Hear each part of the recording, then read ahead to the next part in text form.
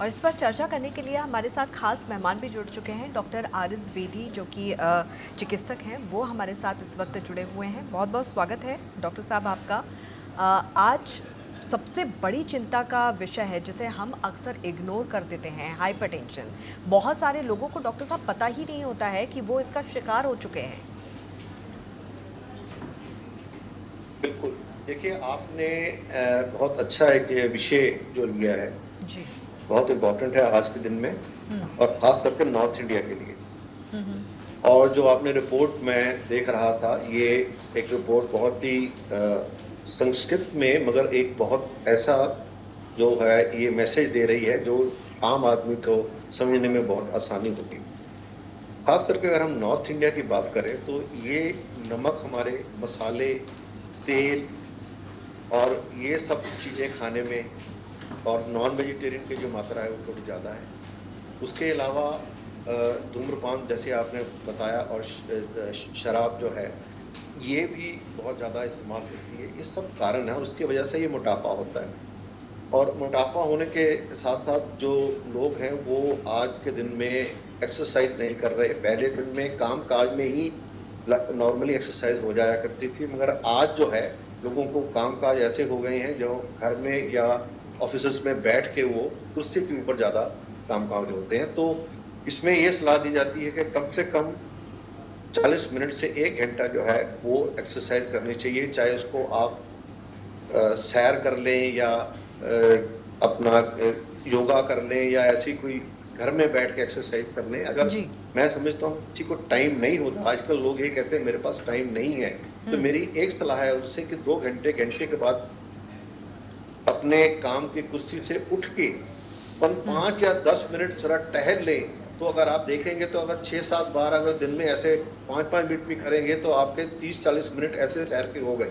तो हमें अपनी जो अडैप्ट करनी है, जो हमारा जो लाइफस्टाइल हो गया उसको अडैप्ट करेंगे तो हमें अपनी सेहत की जो है वो ध्यान अपने आप ही रखना पड़ेगा। दूसरी बात मैं ये करना चाहता हूँ, आज के दिन में इतना इम्पोर्टेंट है क्योंकि अब जो है साइंस इतनी एडवांस हो गई है कि हम सोच रहे हैं कि 100 साल से ऊपर इंसान जो है वो बहुत आसानी से जी सकता है, बशर्ते कि वो अपने जो है वो सेहत का ख्याल खुद रखे। बिल्कुल। डॉक्टर शरद गुप्ता भी हमारे साथ यहाँ पर जुड़ गए हैं। डॉक्टर साहब, हाइपरटेंशन एक बड़ी समस्या का रूप लेता हुआ नजर आ रहा है, ना केवल पूरी दुनिया में बल्कि हम भारत की भी यहाँ पर बात करें तो भारत में भी करीब करीब 20 से 22 करोड़ लोग इसके शिकार हो चुके हैं और बहुत सारे लोग इस बात से अज्ञान ही हैं कि उनको ये हाइपरटेंशन की वो चपेट में आ चुके हैं। ऐसे में ये कितना ज़्यादा खतरनाक हो सकता है? देखिए, आपका कहना बिल्कुल ठीक है कि हमारे यहाँ हाइपरटेंशन एक बहुत बड़ा विकराल रूप ले चुका है। ऑलरेडी हमारा देश जो है डायबिटीज़ की वर्ल्ड की कैपिटल है। अब डायबिटीज़ के साथ-साथ जिस तरह से हाइपरटेंशन, ब्लड प्रेशर अपने पैर पसार रहा है, और यही यही कारण है कि हमारे यहाँ अब बहुत सुनने को मिलता है कि बहुत अर्ली डेथ्स हो रही हैं, क्योंकि जो ब्लड प्रेशर है वो डिटेक्टेड नहीं रहता। हम लोग अपने प्रति जागरूक नहीं हैं कि हम जाएँ डॉक्टर के पास साल में 1 बार या 6 महीने बाद जाके अपना पूरा ब्लड प्रेशर है, शुगर है, सारी चीज़ अपना चेकअप डॉक्टर से रूटीन में कराएँ। इसलिए नहीं कि हम बीमार हैं, क्योंकि बहुत सारी ऐसी एक्सीडेंटल फाइंडिंग होती हैं जो हमको मिल जाती हैं, और जो अगर अनडिटेक्टेड रहती हैं तो हमारा ब्लड प्रेशर अगर बढ़ा रह सकता है तो बहुत सा ब्रेन स्ट्रोक हो सकता है, हमारे को कार्डियक बहुत सारी डिसीजेस हो सकती हैं, हमारे को हार्ट अटैक हो सकता है, हार्ट फेल हो सकता है।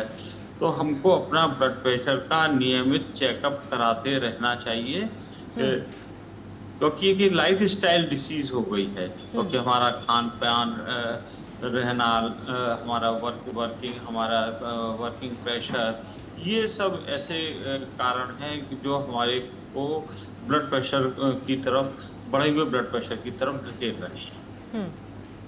बिल्कुल। और युवाओं के पास